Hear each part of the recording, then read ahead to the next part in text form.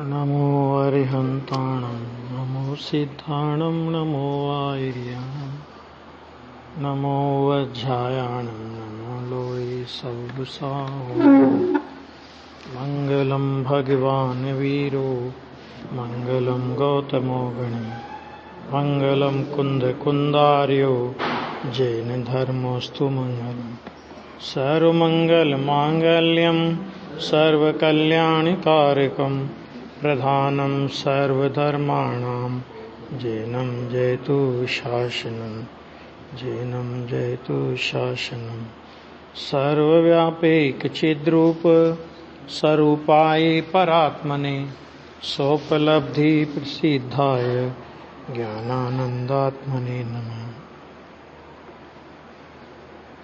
177 गाथा 3 प्रकार के बंध की चर्चा चल रही थी। इसमें से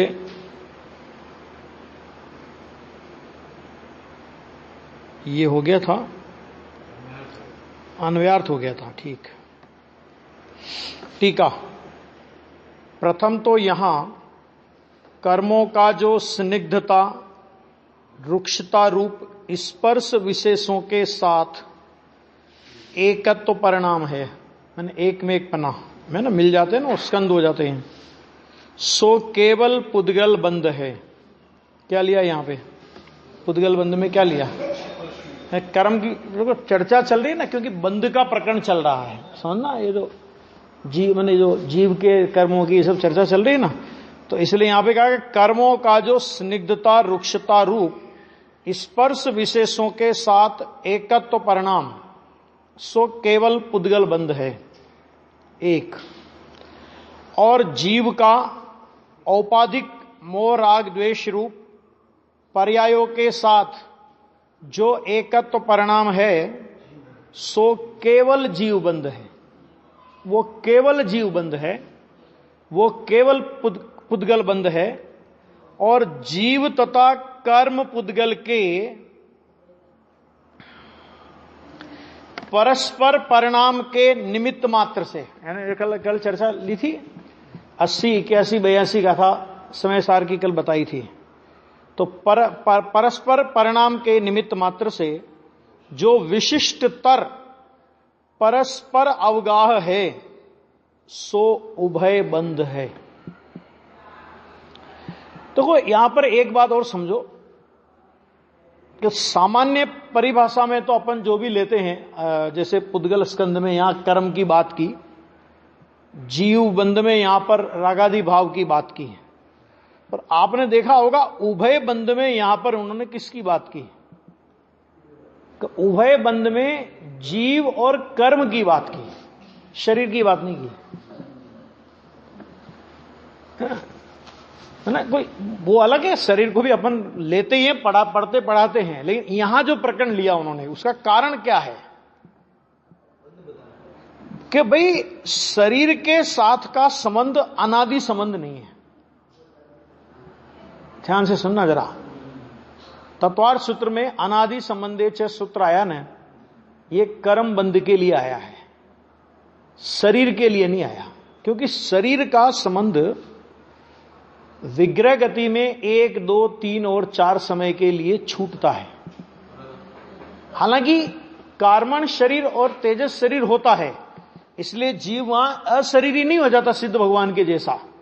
लेकिन जिस औदारिक और वैकृत शरीर की बात अपन करते हैं, तो इसका संबंध धारावाही रूप से अनादि से नहीं है। समझा गया? मतलब बीच में गैप पड़ा है इसमें। और कर्म के साथ का जो संबंध है, वो कर्म के साथ का संबंध कि वो अनादि का संबंध है। भले वो के वही कर्म अनादि से हैं, ये नहीं है बात। पुराने गए नए आगे, पुराने गए नए आगे, पुराने गए नए आगे, लेकिन ऐसा एक भी समय नहीं रहा कि जिस समय जीव को कर्म बंध ना हुआ हो, और एक भी समय ऐसा नहीं रहा कि जिस समय जीव के साथ में कर्म का संबंध नहीं रहा। कर्म का संबंध भी है और हर समय कर्म का बंध भी है। एक समय भी नहीं ऐसा बचा, एक समय की बात कर रहा हूं। एक समय भी ऐसा नहीं जिस समय कर्म का संबंध नहीं हो रहा हो, बंद नहीं हो रहा हो, है ना। और संबंध भी अनादिकाल, अरे वो कि वही कर्म नहीं है, ठीक है, नए नए आते हैं, पुराने चले जाते हैं, नए आते हैं, लेकिन जीव कर्म के बिना रहा नहीं। इसलिए अनादि संबंध तो जीव का और कर्म के साथ है। इसलिए वास्तव में तो उभय बंध वो है ना। अब ठीक है, वो अपन ये बंध का प्रकरण नहीं ले में, अगर अपन बंध का प्रकरण नहीं लेना, सामान्य बंध की चर्चा करें तो शरीर के साथ भी कहते हैं, वो अलग मुद्दा है, वो अलग बात है। लेकिन यहां जो इस गाथा में जो बंध के प्रकरण में लिया ने, तो शरीर को बंध के साथ में नहीं लिया, जबकि शरीर नो कर्म है, ठीक है। लेकिन बंध के लिए किसको लिया उन्होंने यहां पर, उभय बंध में किसको लिया, परस्पर में निमित्त, परिणाम के परस्पर निमित्त मात्र से जो विशिष्ट अवगा बंध है, ये लिया। देखो ये फिर से जीव तथा कर्म पुद्गलों के, अब ये जीव तथा कर्म पुद्गलों के माने क्या, जीव माने क्या कि जीव के मोह राग द्वेष, जीव माने त्रिकाली जीव नहीं, माने एक समय के परिणाम को यहां पर जीव कह दिया। तो मोह राग द्वेष के और कर्म पुद्गलों के। अब कर्म पुद्गलों के का मतलब क्या, कर्म पुद्गल मानो पुद्गल द्रव्य नहीं, वो भी कर्मण वर्गणा है ना, हाँ, क्योंकि द्रव्यों में निमित्त नैमित्तिक संबंध नहीं होता। तो आगे लिख दिया, खुलासा भी कर दिया, परस्पर परिणाम के निमित्त मात्र से, द्रव्य के नहीं, जीव का भी एक समय का परिणाम पकड़ना और उस कर्माण वर्गणा रूप पुद्गलों का भी एक समय का परिणाम पकड़ना, वो बंध जो है ना, उनके परस्पर निमित्त नैमित्तिक संबंध से, माने जीव के मोह राग देश के परिणाम और उधर नए कर्म पुद्गलों का, माने कर्माण वर्गणा का कर्म रूप परिणमित होना और परिणमित होकर के जीव के साथ एक क्षेत्रावगा संबंध हो जाना, कि ये जो परस्पर में है निमित्त मात्र परिणामों के, कि ये जो संबंध है, इसको बोलते हैं परस्पर अवगाह संबंध है, इसको बोलते हैं परस्पर अवगाह है। सो कौन सा है, तो वो कहते हैं कि सो उभय बंध है। आ गया, ये बात और भी आई है समय सार में। समय सार में 3 प्रकार के संबंधों की चर्चा की। पहले मैं ये गाथा पूरी करता हूं, फिर समय सार की ओर चर्चा भी लेता हूं। देखो जरा, कि अर्थात जीव और कर्म पुद्गल एक दूसरे के परिणाम में निमित्त मात्र होते हैं, है ना। ऐसा विशिष्ट प्रकार का, माने खास प्रकार का जो उनका एक क्षेत्रावगाह संबंध है, सो वह पुद्गल जीवात्मक बंध है ना। अब देखो, ये जो अब ये समय सार में जो 3 प्रकार के संबंध आए, और वहां पर उन्होंने इसी बात को अलग तरीके से लिया। समय सार गाथा नंबर 69 निकालो, कर्ता कर्म अधिकार, कर्ता कर्म अधिकार की 69 गाथा। हाँ, 69 एक ही गाथा है, वो दोनों गाथाएं एक साथ है। देखो यहां पर 3 प्रकार के संबंधों की चर्चा की, 3 प्रकार के संबंधों की चर्चा। कैसे कि चर्चा पर चल रही है, जीव और आश्रव का अंतर नहीं जानता, आत्मा और आश्रव का अंतर और भेद, ये शब्द का प्रयोग किया। जब तक ये जीव आश्रव के और आत्मा के विशेष को नहीं जानता, तब तक अज्ञानी रहता हुआ, आश्रव में लीन होता हुआ कर्मों का बंध करता है। अब इसमें 3 प्रकार के संबंधों की चर्चा उन्होंने की, कि जैसे यह आत्मा जिनके साथ तादात्म्य सिद्ध संबंध है, टीका में मिल गया, तादात्म्य सिद्ध संबंध है, ऐसे आत्मा और ज्ञान में विशेष माने अंतर भिन्न लक्षण न होने से, माने इसका मतलब क्या हुआ, अपने को तो अभी वो लेना है, गाथा नहीं लेनी है, उसमें से वो लेना है। क्या तादात्म्य सिद्ध संबंध किसका किसके साथ लिया, कि आत्मा का ज्ञान के साथ, माना अपने ज्ञान आदि गुणों के साथ, उसको लिया तादात्म्य सिद्ध संबंध। अच्छा, फिर क्या लिया, देखो जानने रूप परिणमित होता है उसी प्रकार। अब फिर उसके बाद लिया उन्होंने जिन्हें संयोग सिद्ध संबंध है, ये संयोग सिद्ध संबंध में लिया आत्मा और क्रोधादि आश्रव माने रागादि भाव, इनके साथ में कौन सा संबंध लिया है कि इनके साथ में संयोग सिद्ध संबंध लिया है, माने ये एक संयोग हुआ है तेरे आत्मा के साथ में। आ गया? अच्छा, अब आगे देखो, अपने अज्ञान भाव से क्रोधादि रूपण तथापि, ये देखो इसके बाद देखो,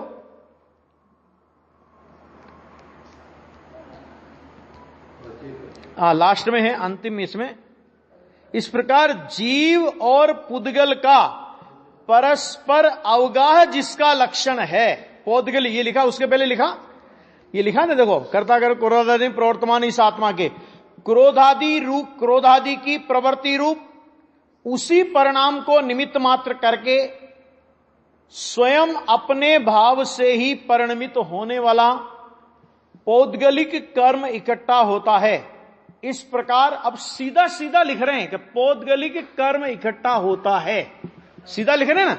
इस प्रकार माने कि जो जीव के भाव से जो पौद्गलिक कर्म इकट्ठा होता है, इस प्रकार जीव और पुद्गल का, अब यहां शरीर कैसे लग जाएगा? चर्चा ही जब जीव और पुद्गल कर्म की चल रही है, तभी शरीर कहां लगेगा यहां पे? आगे बात समझ में। तो इस प्रकार जीव और पुद्गल का परस्पर अवगाह जिसका लक्षण है, ऐसे संबंध रूप बंध सिद्ध होता है। इस तरह कर्म की बात की है, शरीर की बात नहीं की है। क्यों नहीं की है? तो शरीर तो छूटेगा विग्रह गति में कितनी बार, और बिना शरीर के, मतलब बिना औदारिक और वैकृतिक शरीर के, और बताओ कौन सा शरीर है विग्रह गति में जीव के? विग्रह गति में तेजस कर्म, औदारिक और वैकृतिक शरीर तो नहीं है ना, बराबर है। तो इसलिए इस जो मूर्तिक शरीर जो अपने को दिखता है कि इसके साथ तो परस्पर अवगाह सिद्ध संबंध भी अनादि से नहीं है। ये कोई अभी संबंध नहीं है ये नहीं कह रहे हैं, लेकिन अनादि संबंध की अगर बात करो तो अनादि संबंध कर्म और जीव के साथ है, शरीर और जीव के साथ नहीं है। आगे बात समझ में। तो इसको वहां पर प्रवचन सार में बोला उभय बंध, जिसको यहां पे बोला परस्पर अवगाह सिद्ध संबंध, उसको बोला उन्होंने वहां पर उभय बंध। ठीक है, तो इस प्रकार एक क्षेत्रावगाह संबंध होता है, सो यह पुद्गल जीवात्मक बंध है। क्या करना इन बंधों को जान करके? ये तो बंध की परिभाषा बता दी आचार्य ने। अभी इन बंधों को जान के करना क्या? तो बढ़िया है, बंध जानो और बंद करो, है कि नहीं? गुणस्थानों की कर्म प्रकृतियां जानो, किस गुणस्थान में कितनी बनती है, कितना क्या होता है, वो जानो और खूब कर्म बांधो। इसके लिए है कि इन तीन प्रकार के बंधों को जानकर जीव पुद्गलात्मक स्थिति को उभय बंध जानो, अर्थात ये जीव का वास्तविक स्वरूप नहीं है। जीव बंध को विकारी परिणाम के साथ का एक समय का संयोग सिद्ध संबंध, जीव बंध कहो चाहे संयोग सिद्ध संबंध कहो, एक ही बात है। ठीक है, तो उसको संयोग जानकर, तो जिसको संयोग जाना, संयोग कहते हैं दूसरी चीज है, भिन्न चीज है, पृथक चीज है, ये सिद्ध हो गया। आगे बात समझ में। तो उसको संयोग सिद्ध संबंध जानकर उस संयोग से दृष्टि हटा करके स्वभाव पे दृष्टि करना, और पुद्गल बंध का स्वरूप जानकर, यहां कर्म की बात की, लेकिन विश्व के भी जितने पुद्गल स्कंद हैं, है ना, जिसको अपन समान जाति द्रव्य पर्याय कहते हैं, कि वो सब पुद्गल बंध का स्वरूप है। भगवान आत्मा का उससे कोई संबंध नहीं है। ये है ना समय सार के निर्जरा अधिकार में ये बात आती है कि यदि अज्ञानी ये कहता है, मन पुद्गल को अपना कहता है, तो क्या पुद्गल को अगर तू अपना कहता है तो तू पुद्गल हो जाएगा। तू जड़ होकर के जड़ को अपना मान सकता है, लेकिन अगर तू जड़ नहीं बनना चाहता तो पुद्गल को अपना नहीं मान, मन अभिप्राय में जड़ बन जाएगा, वस्तु रूप से नहीं बनेगा। अब देखो, अब उसके बाद अब ऐसा बतलाते हैं कि द्रव्य बंध का हेतु भाव बंध है। मैंने एक बात बहुत सिस्टमैटिक तरीके से, क्रमबद्ध तरीके से ये बात चल रही है कि ये बतला रहे हैं कि जो द्रव्य बंध हुआ, द्रव्य बंध माने कौन सा? कर्म का कर्म से बंध, माने कारमान वर्गना रूप जो द्रव्य कर्म बंध, द्रव्य कर्म का बंध है ना, तो उस द्रव्य कर्म के बंध का हेतु कौन है? तो उन्होंने कहा कि भाव बंध है। वो भाव बंध, अब ये जान के क्या करना कि द्रव्य बंध का हेतु भाव बंध है। मैं तो द्रव्य बंध और भाव बंध दोनों का हेतु नहीं हूं। स्वभाव पर बात नहीं आवे तो जिनवाणी पढ़ी नहीं, समझ लेना। जब अब देखो, जब द्रव्य बंध का हेतु भाव बंध को बता दिया कि द्रव्य बंध का कारण कौन है, कर्म बंध का कारण कौन है, कि भाव बंध है, तो आत्मा क्यों घुसता है उसमें कि मैंने कर्म बांधे, मैंने कर्म बांधे, मैंने कर्म बांधे। अरे जब तू देखो, कर्म बंध का उपादान करता, उपादान कारण कौन? कर्म बंध का उपादान कारण कौन? कारमान वर्गना। और कर्म बंध का निमित्त कारण कौन? भाव बंध। तो आत्मा कर्म बंध के, कर्म बंध में उपादान है कि निमित्त है? कुछ भी नहीं है। और ये जबरदस्ती, मैंने कर्म बांधे, मैंने कर्म बांधे, मैंने कर्म बांधे। क्या कर्म बांधे तूने? दूर दूर का भी रिश्ता नहीं है। वो आता है कि नहीं कहा था, बेगानी शादी में अब्दुल्ला दीवाना, वो ऐसी हालत है आत्मा की।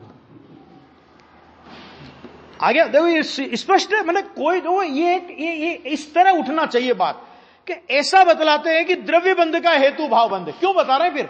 अगर आत्मा ही द्रव्य बंध को बांधता है तो हेतु बताने की जरूरत क्या थी?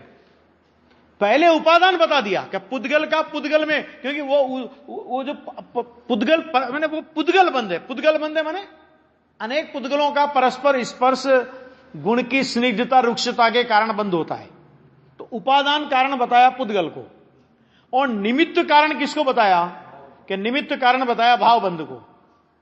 हेतु, हेतु मैंने निमित्त। अब आत्मा क्या है उसमें? आत्मा कुछ भी नहीं है। आत्मा ने क्या किया? आत्मा की मर्यादा अगर खींच करके आपको कहना हो तो भाव बंध तक कहो। भाव बंध तक आत्मा की मर्यादा अज्ञान दशा की अपेक्षा से कहना है तो कहो, कोई आपत्ति नहीं है। क्यों? क्योंकि वो पर्याय में दोष अपना है इस अपेक्षा से, बराबर। लेकिन द्रव्य कर्म को आत्मा बांधता है, कहते कारमान वर्गना बन करके ही आत्मा द्रव्य कर्म को बांध सकता है ना। तो इसमें आत्मा का अकर्तत्व ख्याल में आना चाहिए अपने को। द्रव्य बंध का हेतु भाव बंध को कहते ही आत्मा अकर्ता है बंध का, आत्मा कर्म बंध का अकर्ता है, यह सिद्ध होना चाहिए। तो 8 कर्मों का नाश तो करना है कि नहीं? बोलो चांदमल जी साहब, बोलो, आज आपका ही नंबर। बोलो, 8 कर्मों का नाश करना है कि 7 का करना है? कि अरे भाई, जैसे द्रव्य बंध का हेतु भाव बंध है, उसी प्रकार द्रव्य मोक्ष का हेतु भाव मोक्ष है। भगवान आत्मा, कि भगवान आत्मा ने बंध किया हो तो मोक्ष करे, बंध किया हो तो मोक्ष करे, ना बंध करता और ना मोक्ष का करता। भाव बंध तक आत्मा की मर्यादा अज्ञान दशा में, तो ज्ञान दशा में अगर पर्याय अपेक्षा से मर्यादा कहनी हो, भाव मोक्ष तक कह दो। वास्तविकता तो यह है कि त्रिकाली स्वभाव बंध मोक्ष का भी करता नहीं है। ऐसी गाथाएं आई है। कर्ता कर्म अधिकार चलेगा ना, तो कर्ता कर्म अधिकार में ऐसी गाथाएं आई है, रोंगटे खड़े कर दे आदमी के। समस्या क्या है? जिनवाणी को पढ़े बहुत गहराई से और गुरुदेव को सुने। ये नहीं अपनी बुद्धि से अपन अर्थ कर लेंगे, नहीं कर सकते। ये जिनवाणी के सामने कह रहा हूं आपसे, गुरुदेव को पढ़े बिना किसी माई के लाल में दम नहीं है कि इस जिनवाणी का अर्थ कर देगी। आज के करेंगे तो उल्टे अर्थ करेंगे, जो भी आज हो रहे हैं अर्थ, ये अर्थ के अनर्थ क्यों हो रहे हैं? कि गुरु के गुरु बन रहे हैं सब। परमागम का जो अर्थ गुरुदेव श्री ने किया करके बताते, कोई निकालो यहां से, कहां से निकला? अरे है सब जिनवाणी में, उनने कोई घर से थोड़ी किया, वो कहां से लाए? घर से किया है कोई अर्थ क्या? बस। लेकिन बाबू ये है, वो निकालना उसी में से पड़ेगा। देखो अभी देखो, देखो क्या कहते हैं, सपदे सो अप्पा ते सुपदे सो सुपोगला काया पविशन्ति जहाजोगम चिट्ठन्ति ही चन्ति भजन्ति। सप्रदेश छेते जीव जीव प्रदेश मा आवे अने पुदगल समूह रहे यथोचित जाय छे बंधाय छे। देखो यह आत्मा सप्रदेश है। सप्रदेश क्या मतलब? सप्रदेश, वो प्रदेश सहित शब्द का अर्थ तो यही है। तो काल द्रव्य भी सप्रदेश है कि अप्रदेश है? हाँ, दो ही उत्तर है उसके, एक सप्रदेश है और एक अप्रदेश है। तो दोनों में से एक बोलोगे तो तीर में तुक्का कहीं न कहीं तो लगेगा। समझ में आया कि नहीं? कि देखो भैया, एक प्रदेश को जैन शासन गिनता नहीं है, उसको अप्रदेश बोलते हैं। समझ आ गया नहीं आ गया? 100 रुपए तो कोई ये थोड़ी बोल, लिखने में तो लिखेंगे 100 रुपए मात्र, लेकिन बोलने में क्या बोलते हैं? जरा 100 रुपए देना, क्या बोलते हैं? बोलो बोलो क्या बोलते हैं? बोलते कि नहीं बोलते 100 रुपए? ऐसे ही है कि जीव कैसा है, तो वो कहते हैं कि जीव सप्रदेश है। अच्छा, अब देखो उन प्रदेशों में कितने प्रदेश हैं? असंख्यात प्रदेश है ना। कि उन प्रदेशों में पुद्गल समूह प्रवेश करते हैं। निमित्त की भाषा ऐसी आएगी, उन प्रदेशों में प्रवेश करते हैं। कि साहब आप ही तो कह के आए थे एक द्रव्य दूसरे द्रव्य को नहीं छूता। बोलो, एक द्रव्य दूसरे द्रव्य को नहीं छूता।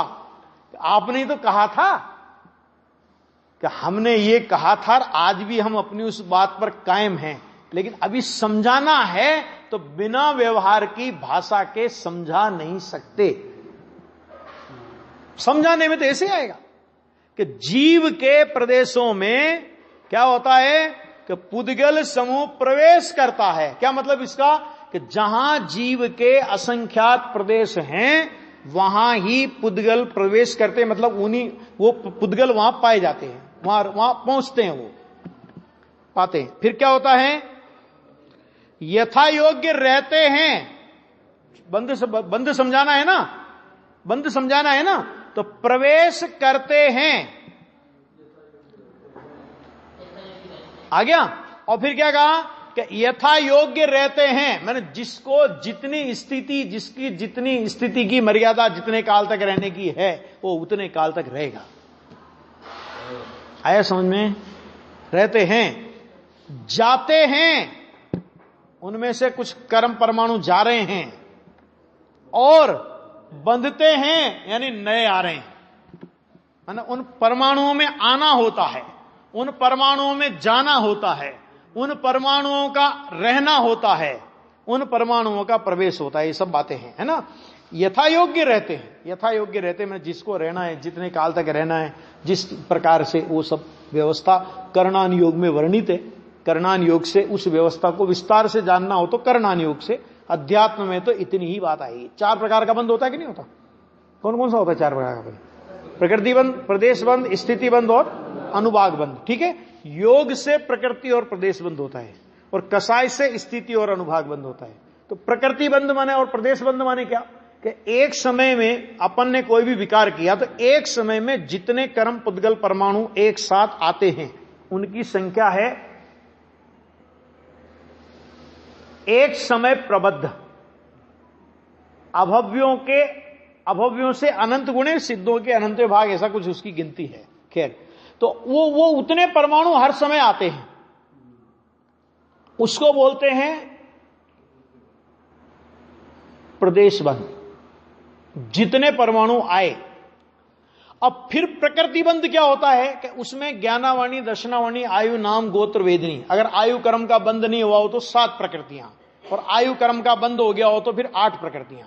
ठीक है, जिसको जितना है तो वो उसमें उन परमाणुओं का विभाजन होता है, किसको कितने मिलेंगे, किसको कितने मिलेंगे। ये काम होता है योग से।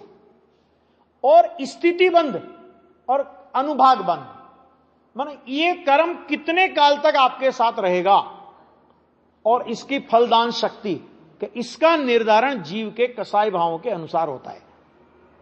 अगर कसाई भाव नहीं हो तो योग से कितने ही कर्म परमाणु आवे चले जाएं, उसको इरियापत आश्रव बोलते हैं। ठीक है, उसकी कोई कीमत नहीं है जैन दर्शन में। कसाई से स्थिति अनुभाग बंद होता है। ये 4 प्रकार के बंध जैन दर्शन में कर्म की अपेक्षा से स्वीकार किए गए हैं। उसमें एक में योग निमित्त होता है और दूसरे में कषाय निमित्त होती है। कषाय निमित्त होती का मतलब मिथ्यात्व उसमें गर्भित है। समझ में आ गया नहीं आ गया? मिथ्यात्व उसमें गर्भित है, क्योंकि मिथ्यात्व और कषाय इन सबका एक नाम, सामान्य रूप से अगर इनको भेद नहीं डालो आप तो मिथ्यात्व और कषाय का एक नाम कषाय है। मोक्षमा प्रकाश में पंडित जी ने लिया। और ये जो हो ना, योग से प्रकृति प्रदेश बंध और कषाय से स्थिति अनुभाग बंध, तो ये जो मिथ्यात्व को बंध में जो अकिंचित कर मानते हैं ना आजकल बड़े बड़े लोग, तो वो इसी वजह से उनको भ्रम हो गया। और सोनगढ़ से मिथ्यात्व के खिलाफ बहुत आवाजें उठ रही थी, तो तेरी दोनों आंखें फोड़ूंगा चाहे मेरी एक फूट जाए, वो एक सिद्धांत था। तो उस वजह से हमने, क्योंकि ये मिथ्यात्व पर ज्यादा वजन दे रहे हैं, मिथ्यात्व के नाश पर ज्यादा वजन दे रहे हैं, और हमें तो क्रियाकांड को स्थापित करना है समाज में, तो हमने क्या करना, हमें ये करो कि मिथ्यात्व बंध का कारण है ही नहीं, जाओ मिथ्यात्व बंध में अकिंचित कर। कहां लिखा मिथ्यात्व बंध का कारण है? कषाय से स्थिति अनुभाग बंद होता है। ये वहां से, ये जो नया मत चला है ना 20वीं शताब्दी में, वो वहां से, यहां से चला है ये। अभी देखो टीका, यह आत्मा लोकाकाश तुल्य, कितने प्रदेशी, असंख्यात प्रदेशी कितने, कि लोकाकाश तुल्य माने लोकाकाश के बराबर। ये संख्या की अपेक्षा बात है, हो अवगाना की अपेक्षा बात नहीं है। अवगाना तो शरीर प्रमाण है, ठीक है, सिद्धों की अंतिम शरीर से किंचित न्यून है, लेकिन उसके प्रदेशों की संख्या कितनी, कि लोकाकाश तुल्य माने जितने लोकाकाश के प्रदेश हैं उतने। असंख्य प्रदेशी होने से सप्रदेश है। समझ में आ गया? एक प्रदेशी द्रव्य को जैन शासन अप्रदेशी बोलता है, उसको अस्थि बोलता है, लेकिन काय नहीं बोलता। इसलिए पंचास्ति काय में काल द्रव्य को गर्भित नहीं किया, और पुद्गल को भी उपचार से काय बोलते, माने बहुप्रदेशी बोलते हैं। अच्छा, उसके इन प्रदेशों में क्यों प्रदेश क्यों लिया? क्योंकि अभी प्रकृति बंध, प्रदेश बंध, ये सब आने वाले हैं ना। तो देखो, प्रदेशों में काय वर्गणा, वचन वर्गणा और मनोवर्गणा का अवलंबन वाला परिस्पंदन, मन कंपन। क्या मतलब? कि प्रदेशों में कंपन, मूल बात तो ये लेना कि प्रदेशों का कंपन, उसको बोलते हैं योग। अब प्रदेशों के कंपन में 3 चीजें निमित्त। मनोवर्गणा माने मन निमित्त होता है, वचन वर्गणा यानी वचन निमित्त होता है, और काय मैंने पहले लिया काय, उसके बाद लिया वचन, और उसके बाद लिया मनोवर्गणा। एक देखो, सामान्य रूप से अपन क्या बोलते हैं? मन वचन काय। और यहां आचार्य देव ने पहले काय, वचन और मनोवर्गणा लिया। क्यों लिया भाई ऐसा? कुछ समझ में आया इसमें पीछे कारण क्या है? कि अरे सभी जीवों के कम से कम काय तो होगी ही होगी। एक इंद्रिय जीव है तो एक इंद्रिय जीव के काय होगी, वचन हो कि नहीं हो जरूरी नहीं है ना। तो एक इंद्रिय, इसलिए सबसे पहले काय का नंबर लिया, उससे आगे बढ़ा तो 2 इंद्रिय से लगा करके असंगी पंचेंद्रियों, संगी पंचेंद्रिय सबके कि वचन होता है, इसलिए दूसरा नंबर लिया वचन वर्गणा का, और तीसरा नंबर लिया मनोवर्गणा का कि असंगी तक के नहीं होता लेकिन संगी तक के होता है ना। तो काय को पहले लिया, एक इंद्रिय से लगाकर, इसका मतलब क्या कि एक इंद्रिय से लगाकर संगी पंचेंद्रिय जीवों तक की यह व्यवस्था है। आगे बात समझ में? इसलिए काय पहले लिया, वचन और मन ऐसे लिया, नहीं तो मन, वचन और काय हम इस तरह का प्रयोग करते हैं, लेकिन आचार्य ने क्रम बदला है, तो उस क्रम बदलने के पीछे कोई कारण है। तो क्या होता है कि अवलंबन वाला, इनका अवलंबन माने इनका निमित्त करके क्या होता है कि परिस्पंदन माने कंपन होता है। एक सेकेंड। कंपन, हां, कंपन जिस प्रकार से होता है उस प्रकार से कर्म पुद्गल के समूह स्वयमेव परिस्पंदन वाले होते हुए प्रवेश भी करते हैं, रहते भी हैं और जाते भी हैं। आगे बात यहां तक लिया पहले, क्यों? बंधने की बात बाद में लेंगे, क्योंकि बंधने में निमित्त कौन होगा कि राग द्वेष मोह, माने परिस्पंदन के निमित्त से ये काम होते हैं। क्या काम होते हैं कि इधर तो जीव के प्रदेशों में परिस्पंदन होता है और उधर कर्म पुद्गल के समूह स्वयं परिस्पंदन वाले होते हैं उस समय। आगे बात समझें, माने कर्म पुद्गल समूह वो समय परिस्पंदन वाले होते हुए क्या होता है कि वे प्रवेश भी करते हैं। माने कर्म परमाणु आए, आने के बाद रहते हैं, माने प्रकृतियों में उसका विभाजन भी हो गया। और क्या कहते हैं कि यदि उस जीव के कसाई नहीं हुई तो जाते भी हैं।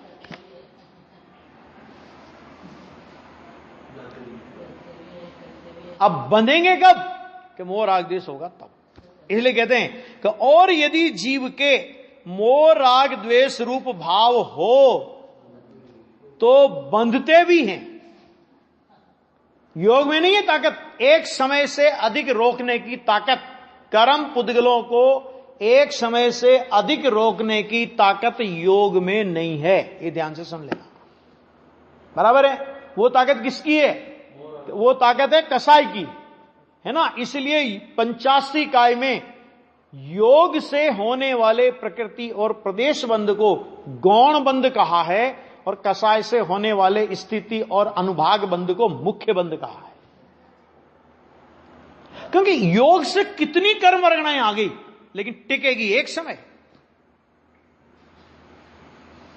आई रही गई, आई रही गई, ये काम है योग का। तो लेकिन उनको टिकाए रखने का काम किसका है? क्योंकि टिकाए रखने का काम है कसाई का, मोह राग द्वेष का। आ गया कि जाते भी हैं। और यदि जीव के मोह राग द्वेष रूप भाव हो तो कंडीशन है बंधते भी हैं। बंधते भी हैं का मतलब क्या कि स्थिति और अनुभाग रूप बंधन भी होता है।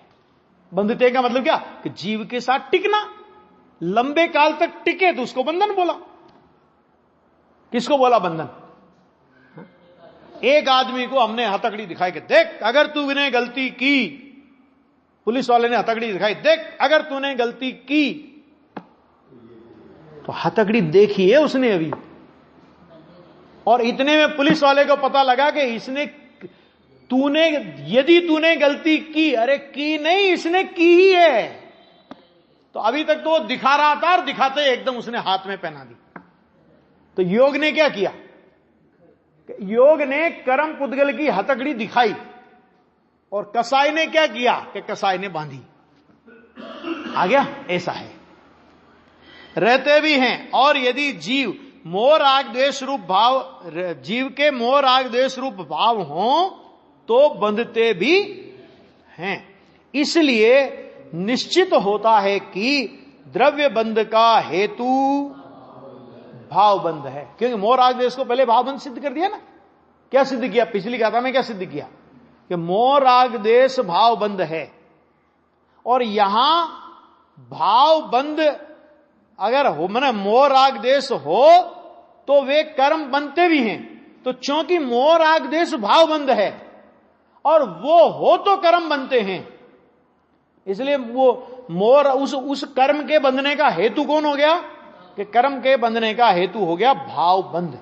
समझ आ गया? इससे क्या निष्कर्ष निकला कि इससे निष्कर्ष निकला कि भगवान आत्मा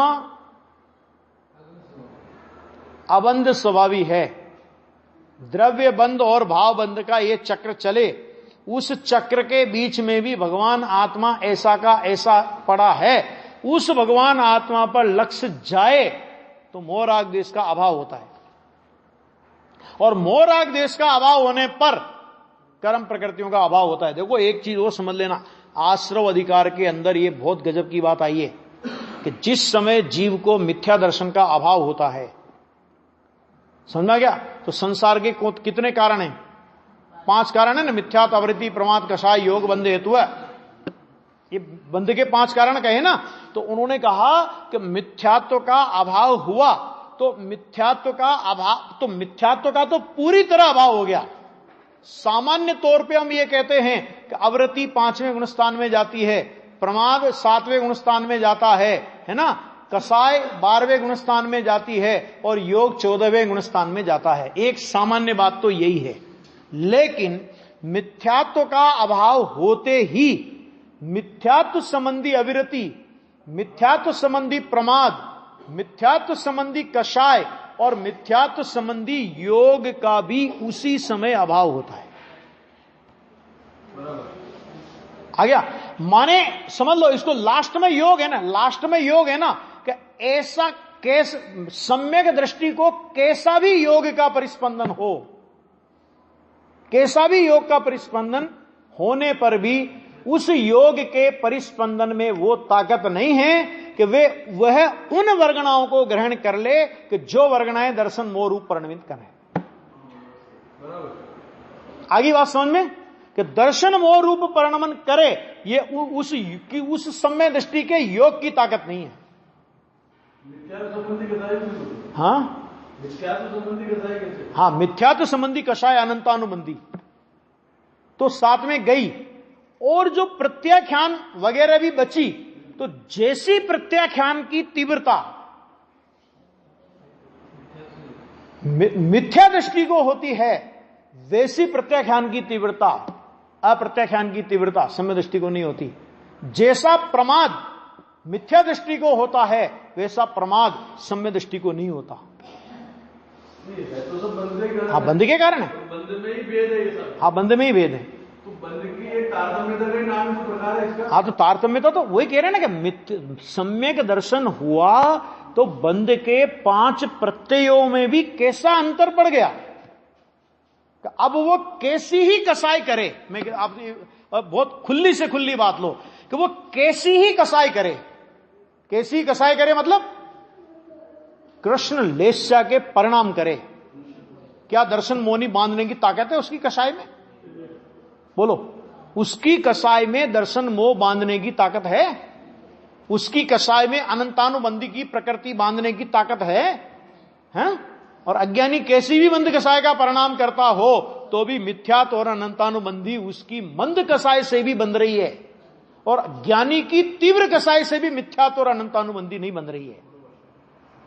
काम आप करोगे भैया, जैन दर्शन है ना। शेष चर्चा कल।